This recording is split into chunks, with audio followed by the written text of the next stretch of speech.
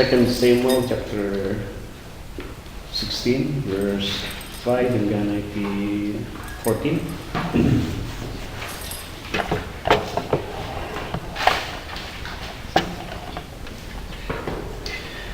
Usually, the songs iti psalm, iti foundation na kapag kapadasan ni David. And last time na nagturong-tungan tayo, that we talked about the false accusation nga isang sangit ni David. Iti sangwanan niya po Diyos. And as I tried nga kunang ang mapanag di chapter 8 iti psalm, I think it's also very nice for us to go back jay background na kan jay scenario no aking na isulat jay book iti Psalm chapter 7. And before I go jay chapter 8 iti Psalm kat kung kalkalan dito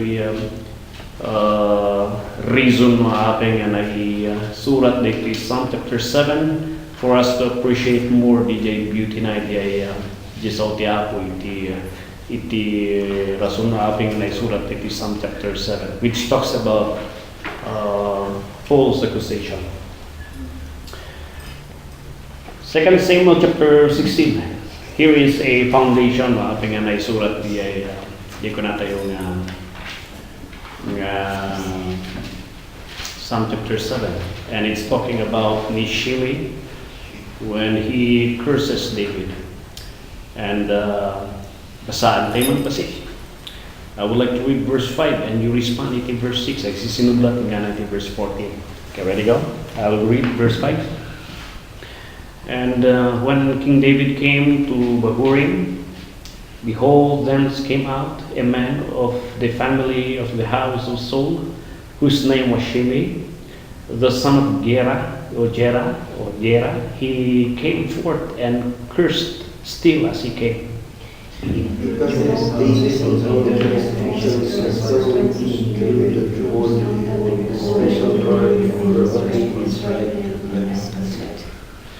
And said Shimei when he cursed, come out, or go out, thou bloody man, and thou man of Belial.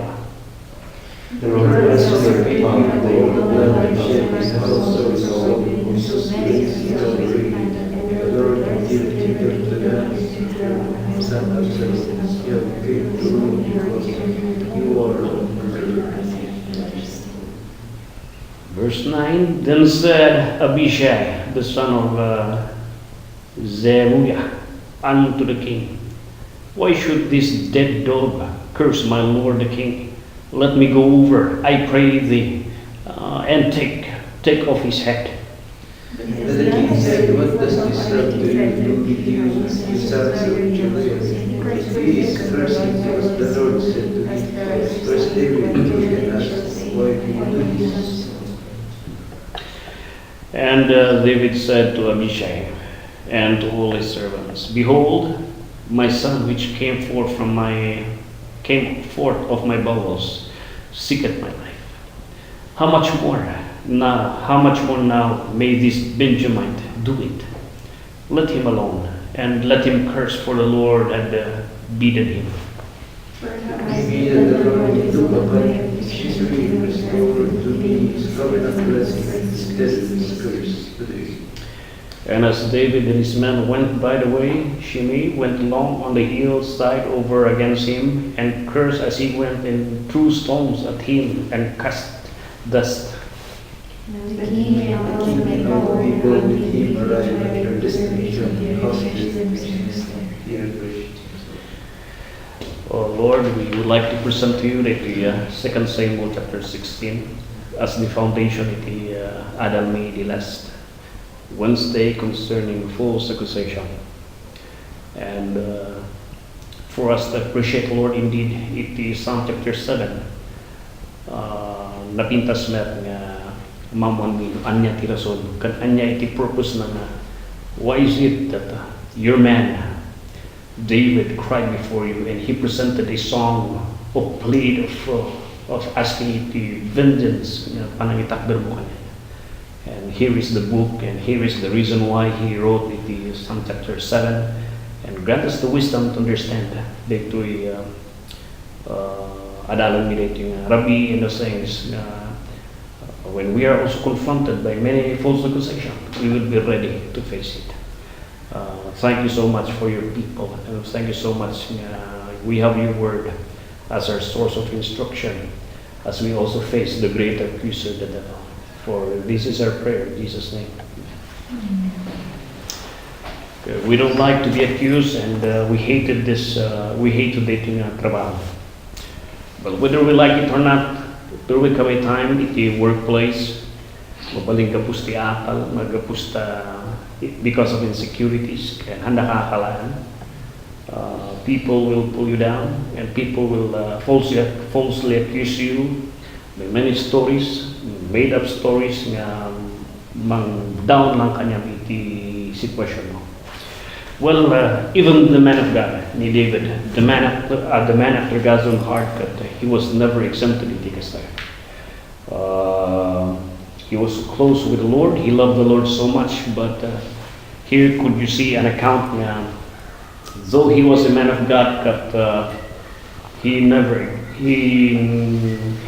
was never kunatay na exempt iti kunatay the sting or the torture and the pain of being falsely accused. Well, it is a good thing for us Christians, since we have the great enemy, the great accuser. It is just but proper for us to learn and to understand, and how we should also face the situation, just like the people of the Lord in Napalplagas. There are so many instances in the Bible on how they faced false accusations, but here is another one. Iti adipan ti Apo ni David on how he faced iti false accusations. Well, I would like to direct your attention to verse 5 and 6. And the first point nga katmadalan iti verse 5 and 6 is this. I would like to show you the accuser. Well, iti verse 5 and 6, here was the record concerning iti dating the account. There was a man, naganakat ni Shimei. It was a time na pinatakyas da ni tinmaray ni dinithrone ni Absalom ni ama nga David. And at this moment in time, binupan da ni David, tinagapuan na, and here was David together with his army, with his mighty soldiers, and with his trusted people. There, walking out the palace, babaling may isang portion dito yung bantay. And there, yung mountain, at dito nasabot ng tao, ni Shimei. Well, may sa isuna na clan ni Saul. And as I try to look back, nakita ni background na rin Shimei nga rin, kat grandson dito ni Levi. Grandson ni Levi dito.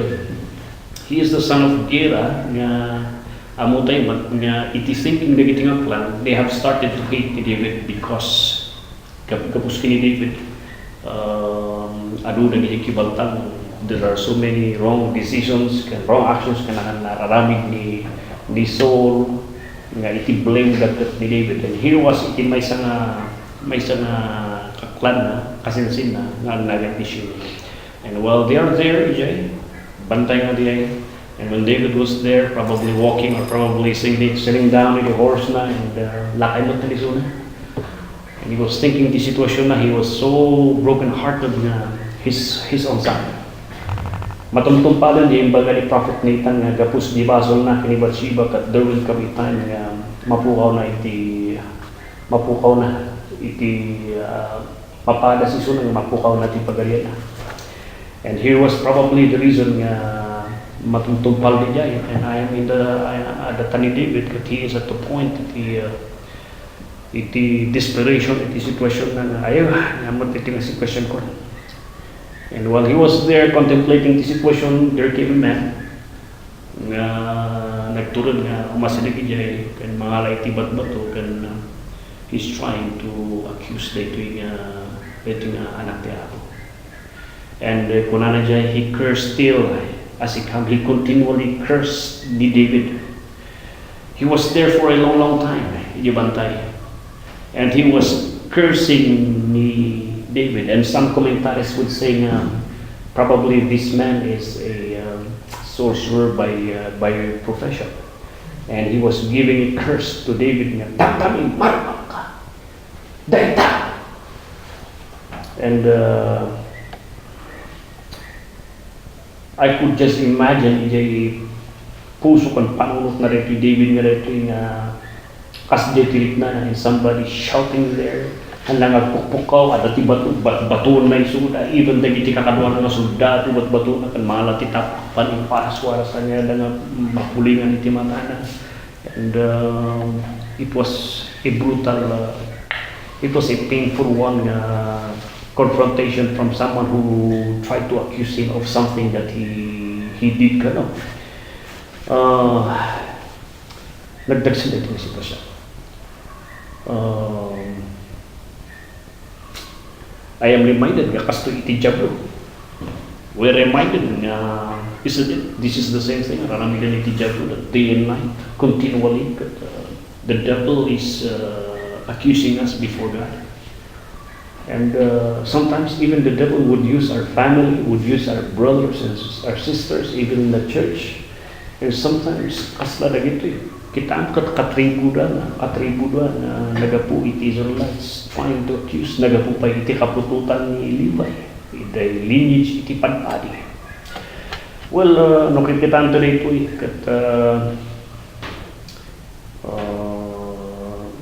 no wonder Psalm chapter 7 when ni David could insura na nila makita mo yung intensity ti heart na because of this man. The accusation incarcerating na tao. It was a shameful he was a panatay na fearless nga accuser, hindi nga chimpo. He was a kunatay talagang nagtulad ano mapatal ng accuser. Awan man lang butol na naging soldado ng army ni David. And makita yung verse 5 and 6, this man is talaga, kikita that he's just like acting like the devil. Mabala in verse 7 and 8, here you could see the accusation. What is the accusation? The accusation was this, and Konani Shimei, when he cursed, go out, thou bloody man. Mikat ka dito, hindi pa kasta baliktad di translation ni King James. Come out. Go out, umikat ka dito, bantay nga rito. Umikat ka dito, bantay nga rito. Sika, nagaluti pinatay mo. Pinatay mo David, ano nga pampamilya. Pinatay mo ni Kastoy. Pinatay mo si Katirason, apay nga ano tinatay iti pamilya ni Saul. Natay ni Saul kapos kanya. Uray ni Uriah. Apay ko lang, hamingang mo di dyan. Di asawa ni Bathsheba nga asawa mo na di. Pinatay mo ni Lakay na. Amo may tisto yan na di ay.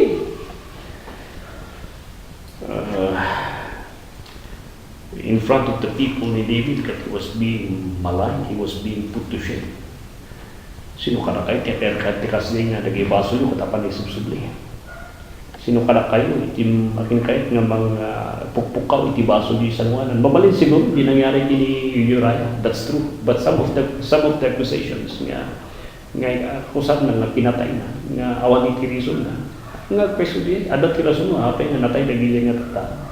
And God commanded them na dito ti judgment kung nagiti tata. But here was a man, isang sakit na tiklan na. Sika, tantamin. Iso ko na di verse 8. Ibalbalas niya Apo Diyos, dahil din ang pinatay mo, gapusta man ang basol ka. Tata, amin ngay naramin mo, ibalbalas niya Apo Diyos, dahil pampamilyak na dito, inga na kini kasinsin ko nga ni Apo nga rin nga sa tantamin. Dahil anak mo tata, look at your son. Isutususan ni Apo nga magbabaw ka niya, tantamin. Tinakaw mo ti trono, maruwaw ka, sika nga agpapatay. Tatakaw agpapatay. So, could you see the accusation nga ito? Ingana di murdo, ingana di bantay, ingana di rumah, di apa na pok kau di jay, and could you just take that accusation?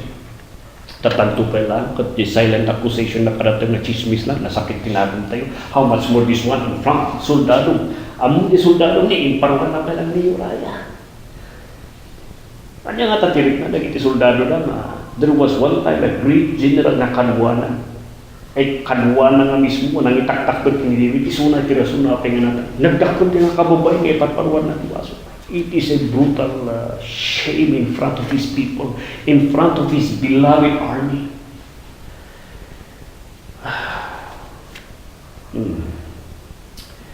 Well, kita antay di verse 9. Upantay di verse 9, and I would like to present the how did David face it? Kita niya verse 9. There was a soldier on his right, right or probably left, nga taking care ni Haring Adab, ni King David. And since the man is shimik at batbaton di suda, they're trying to protect him. Puri iti soldado na, agapabungga, napunuan na ti Abishai nga rito. Ako ari, ibaw na man taputo na man natawag na rin ang aso. Makapaunga na ito ang kasana. That's already too much. King David, ibaw ka man. And I'm going to cut off the head of that man. Well, he has the reason for requesting. At pakapakasya ko, makapaunga. Tatalaman dito. Babaling makipinukaw pa dito. At this moment in time, dito ma-appreciate ko, kini David. He surrounded himself with people whom he could really rely on. In the midst of this false accusation, although agpaiso di sitwasyon ni Uriah, one of his soldiers tried to defend him. Yes, agpaiso dita. Nang nagbabawi na ako, itakal lang dita. And he even come to a point lang. Ipalumos mo ako, pagkuputo ng ti ulo na dita. Anya ti makita tayo dito. In times, iti ko na tayo iti false accusation. What should we do? What should a Christian do? Well, by this lesson, the best thing to do is surround yourself with godly people, or look for a godly people. Look for godly counsels. Look for godly advice when you're being falsely accused. Here was a man who tried to defend his man. Man-mano na ito yung allegiance iti soldado. Although ang muda nga nakasiti na pasamak ni Uriah, but here are people who trusted launay, godly people who was on the side ni David, protecting the king. And seldom can you see people like this. But in times of false accusation, don't go looking for ungodly people because they will put you down na karkaro. Ikalida ka na karkaro kaya silibyan. Anya tinangbangon kini David nga na despite itinagadong accusation, di panangahanhanting ni sulo kanya na nag-survive. So na, you know what? You go back iti life na di chimpo ti jealousy ni Saul kanya na maminanukat kahit na napatay ni Suna. He surrounded himself with godly and reliable and faithful people.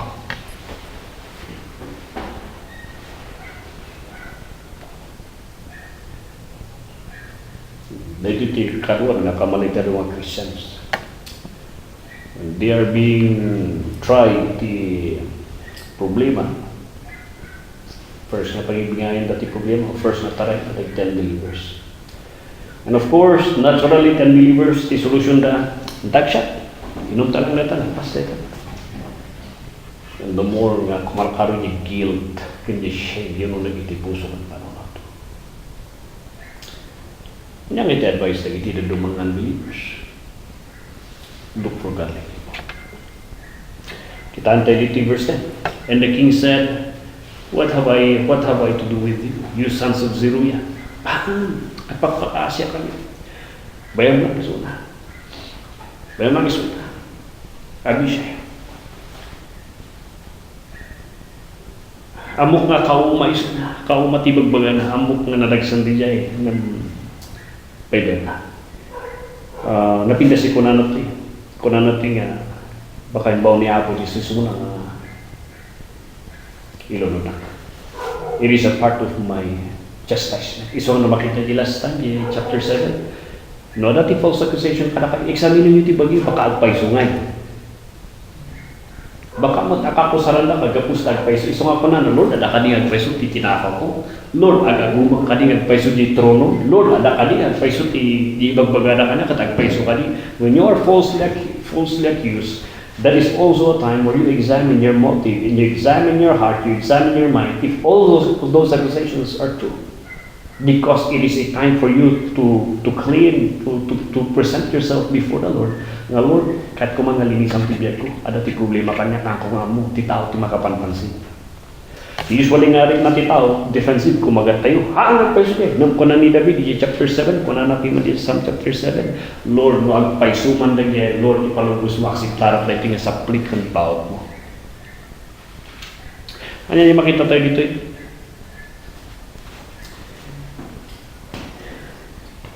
When false accusations will come, here is dito makita tayo. He accepted it. He accepted it as an instrument of the Lord of purifying, for the purification of his life. Let him give his curse mabalingan dito katuwagas ni Apo nga susupan. Napaka ni verse 11. And David said to Abishai and to his servants, he talked to his people, behold, the reason why I am here is because my son likes to kill me. I have forgotten to properly manage my family. He was asking for justice. Ang kupiman ay takdod dito. Nung kisakit na ni Absalom kanya ko. Anya ngay narod, alangan piman, nagkatawa lang di anak ko, alangan naragsak di sitwasyon na. Because of my negligence in the family, my child Absalom is hunting me like this. And dumadaw, takti pa makawan kada kayo, dispinsa kada kayo, pati da kanya iraman. Amo pa kahit yung mga ibalos, bukpuk ko na itang tao, but let him curse me. And I'm going to accept it because on that area ng akusasyon na kanya, malaksi nila yung mga akusasyon na kanya, the area ita akusasyon na may panggap di dyan ako, let him accuse me. Uri nisin po, yung akusasyon na kiniraya, agpaiso din naramit ko. And I'm going to accept that accusation because it's true. And dumadaw at di pa makawang kadakay, pati na kanya, ramraman kayo dito yung naramit ko ng ibang tao. Let him curse me. Let him curse me. And I'm going to accept it. Makita yung humility.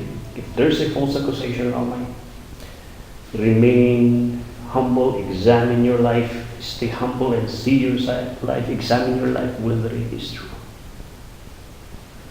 Kita niyo verse 12. It may be that the Lord will look on my affliction. He looked for God's mercy. He sought for God's mercy. I know, naramid ko na ito. Nung natitikang karara ko lang. Lord God, please. Please, Lord. Be merciful to me. You know my pain. You know, di ba pukpukaw na niya. Kasi nagkamali ako. He repented of his sins. Lord, kasi this is already too much. Di private sin nga amok nga kunaklo siya ng takinamok di amulo mo talaga yung kababay may pukpukaw iti sangwana. What a shame na niya but this is already humiliating. This is already painful and tormenting me nga para ano mababay na lang ay pukpukaw na di ibasong ko ti sangwana na iti tao. Lord, if He is your man to discipline me, if this is your man nga mangisuro kanya, nga mangkorektar kanya, tibaso ko, Lord. Kasya lang kanya. Akawan nak daging nararamit yung baso. Kasya lang kanya. Nagsardang lang diya, mga kanya verse 13, di dinalpas nga lumampas na niya ti bantay, nagsardang ni Shimei. You know what happened? Makita ti forgiveness na ni David at ni Shimei. There came a time nga pinadas ni David nga sublihan niya trono kini Absalom. And they tried, nagsucceed ni David nga mangalan niya trono. And that was also the time nga natay ni Absalom. Iti agsublihan niya trono niya palasyo, sinmabat ni Shimei kanya na at nagpakumbog, nagpalinto mong pakawaran na kapuari, tinararanig ko ni pupukaw kanya. You have the right all along, you should have killed me before pala nagpupukaw ako iti yabantay nga lebat kilingan. Thank you for your mercy. Tingkasta ni David, for that reason, okay, awan ti problema di jay. May tayo di Jerusalem, so nga dun before nga natay ni David, imbaga na ni Solomon, yabam ni Shimei dito'y Jerusalem, ada di bantay zona. Yabam di zona dito'y tagyan, dito'y kwatak no, as may, bure no kasi timbaga na namin, as a sign nga diyaman, tanari ingirik na, nakurektar at lata. Hako kahit di bumalos, nga ibalos iti madingin kastan. I would like to show him nga oray no natay dagiti dadto mga positive pamilya na hindi pa nagbalik mo nga iban banur pula tayo sudah nga tribo. Iban na ni Shimei dito, payang ni Solomon, natayo ni David. Nagtungtungda ka ni Shimei, kuna na ka ni Shimei dito First Kings. Ni Solomon ko ni Shimei, imbaga niya makakastoy. Patay na ko man ni Shimei, tadadagi disloyal tila nga makita naman, kuna ni Solomon. Kuna na, sige ba, nagtungtong kami kinama, kung may kapelaan dito Jerusalem, patuon ka ti balay mo dito business mo. Deti kung aramidan, nga magpakpakaasyak lang, tahang kang rumruman di Jerusalem. Nuling mampas ka dito, may isang area nga dito nga boundary, kat nagsubli ka. Violated dito tungtungan tayo. Agitod ka ti sapat hanggang pumanpanod di Jerusalem, kung dito boundary di Jerusalem. Nuling mampas ka diya, you have given me the right to kill you. Dapat itungtungan ta. Kat ko na ni Shimei, napintas na tungtungan ta natin, sige, panak dita. And I will promise, anak ka rumruman dita. And there came a time, ada ti may isang ada dagi duwa nga servant ni Shimei at Timaray, nangagdang nga Timaray, napaniti may isang place di Gath. Di naman ni Shimei di katapan na siguro ko na, apa ko surutan na kayo nga slave ko. Apa na sinurutin niya. Hanang nga pinanunod man na, hanang nga tinakdaran di tungtungan na, nga ada ti sapata. Nga tinakdaran na kini Solomon, nga hangkong ang panaw di, naglumon, linlipas ko na, bayan ni Solomon, ako'y bagbaga nga ako, ako'y bagbaga niya na kapimanaw dito. So kapimanaw so nang hanay bagbaga, tatay. Nalang nag-slave na nakalunod ng timano ni Triport nga naglimibas ni Shimei di Jerusalem. Kung inipayag ni Solomon so na Shimei nangod ko nga napantaligan. Nangitod tatitong nangarami tatitong tungan. Intend ko ti asi kanya, in-extend ko ti life mo. Patayo ko may so na I have all the right na magpatay kanya di umuna nang inikaksi ka ti asi agyan dito Inikaksi ka ti asi dito nga anya ngayon privilegium at business dito Nasaya ti sitwasyon mo dito, simaya ti biyag mo dito Itata. Di sapata nga nagtakdaran ta nagtungtungan haan mo nga tinumpan. For that reason, I'm going to implement iti dusa. I'm going to implement iti nagtungtungan ta. I will kill you today. And ito makita tayo ni Shimei. Unreliable. Dati napasamak ni Shimei.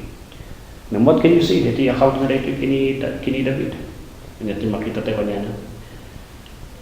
Makita niyo forgiving na kanyang forgiving heart na. In spite na po natin nga rin false accusation, tinagtuloy lang ta kanya na, Lord, sikat yung mga itakto kanya. Sikat yung mga balas kanya. Even though he has the right and he has the power to kill that man, but he extends his mercy to this man. Just like what he asked, nagpakpakasyak mo, kasat mo ti pan-extend ko ti asin mo, ti tinatawa po Diyos. Nga pa ko sa rin. Lord, kasi mo ti daw at ang kamuntutan. Kasla nga dahil ito itisang wana. ng pagpapasa ka rin ako, Diyos. Extend the mercy kanya. Kaya namutay din ang kasama Pilas. God vindicated this man.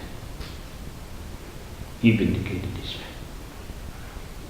So the daily background in Psalm chapter 7, it is a call on how and why Psalm chapter 7, which talks about false accusation, was written. It is because of this account. And may we learn from God's man. The second word, the same thing karatay. There was the devil.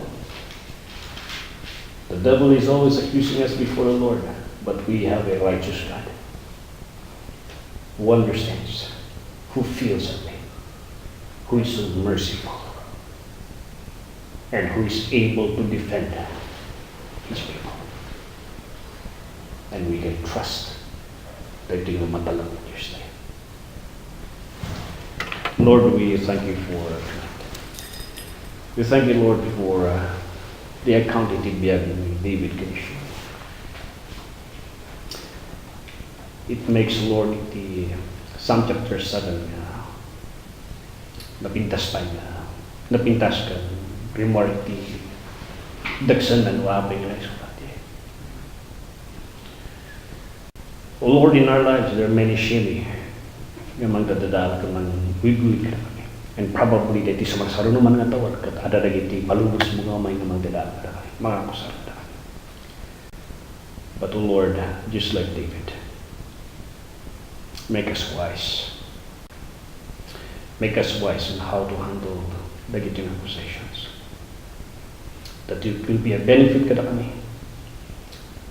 That we'll examine ourselves. That it will lead us to be the best. That it will humble us. It will lead us to trust you more. Oh Lord, we trust you. Oh Lord, we beg you. You are our great defender. You are able na makarikrik na pa yung Diyos. You promise to preserve your children. And we are so thankful, Lord. Thank you so much. In Jesus' name.